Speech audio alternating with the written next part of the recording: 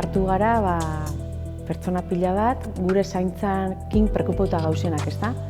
Euren artean, Zurini Altube arnasa lanketa kontziente bat iteko, ni elikadura eta osasuna eta ongizatea lantzen, eta Eko udalatxeko bedar eta belar sendagai eta erabiltzen dauen material polit horrekin jardunaldi bat indu. Zelako importantia dan zaintzaikia enpresa munduan, ezta, lantokitan. Eta oportunidadea hirugarren urtez, erramientak emuteko, han beste ordu pasakitun tokixetan, osasuntxu egoteko eta giro politian egoteko.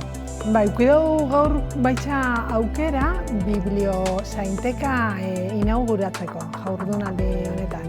Eta nik uste dut opari badala aukitzia holako espazio bat, lantoki baten, ze askotan gertatza jakuna da, daukagula gure maixa, gure ordenagailua, pasatzen ditugula ordu pila bat bertan, eta noizbehinka behar dugu arnasketa batzuk hartzia, edo gure emozioak eta kudeatzia, eta hortarako toki bat egitzia nora jun eta nun arnasketa landu, edo bakarrik gora begiratzia, edo toki saldatzia bakarrik, horrek laguntzen dabeena gure emozioak kudeatzen, eta ohitura osasuntsuagoak hartzen.